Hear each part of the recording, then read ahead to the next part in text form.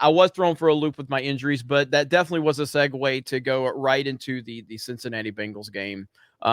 Because my goodness, Joe Burrow went off 500 and I want to say 25 yards passing. Yeah. One of the highest what was it, top 3, top 5? I can't remember what it was. Regular season passing yards. I can't remember. It's up there. Yeah, there's only so many guys who've gone over 500 before. We might see it, once a year, once every 2 years, something like that. But Joe Burrow goes big in a blowout game, and I think that was the interesting thing for me. And he's on my bench. He might be my starting quarterback next week. We'll see. But Joe Burrow is kind of putting his stamp on the AFC North. That was the biggest part of this. This is a huge game. The Ravens are now 8-7. The Bengals take complete control of the AFC North with the Browns losing and the Steelers losing.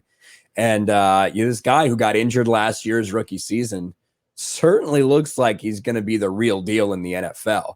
And I love the attitude he has as well. I don't know if you saw this post-game press conference at all, Jeremy. I did. There was somebody uploaded this clip and it's got it had 130,000 views in just 2 hours. All they did is that's what you're talking about with Burrow? With Joe Burrow? Yeah. Yeah. So one of the Ravens coaches kind of not really dissed him, but I mean, did kind of say, hey, it's a little early. Let's pump the brakes on Joe Burrow. The exact quote was Martindale was asked about playing Burrow and a tough stretch the team has been in. We're going down the wrong street because Devontae Adams, he's one of the top 2 receivers in the league, and he's not number 2. And Aaron Rodgers is a Hall of Fame quarterback. And I don't think we're ready to buy a gold jacket for Joe Burrow yet.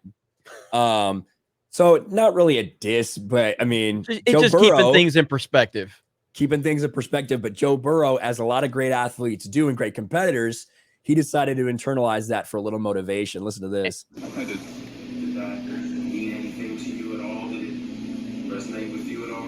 Basically asked if it meant anything to him before it resonated with him at all. I didn't think it was a necessary comment. I wouldn't say I was offended by it. I mean, I'm in year 2. Who knows what's going to happen down the road, but I didn't think it was a necessary comment. Was it on your mind when you were throwing at the end for 525? Maybe.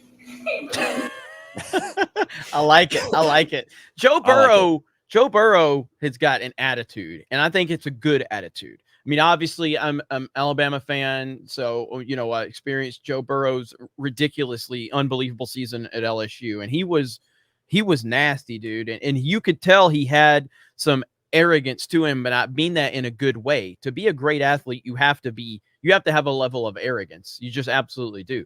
Michael Jordan's one of the most arrogant human beings we've ever seen. Kobe Bryant had a huge amount of arrogance. That's just part of it. You have to have that. You can't not have that when you're going into a locker room full of other men and trying to lead them and set a tone. So I like Joe Burrow. I like the attitude he brings to the equation. And I think Cincinnati's got the real deal. I really do. I mean, yeah, and they got some great weapons at wide receiver that'll be around for a little while. Joe Mixon, obviously, has been one of the top 5 running backs in the league this year. Well, when he's healthy, and he can be utilized in a couple different ways. So I like Cincinnati, and I like them to win the division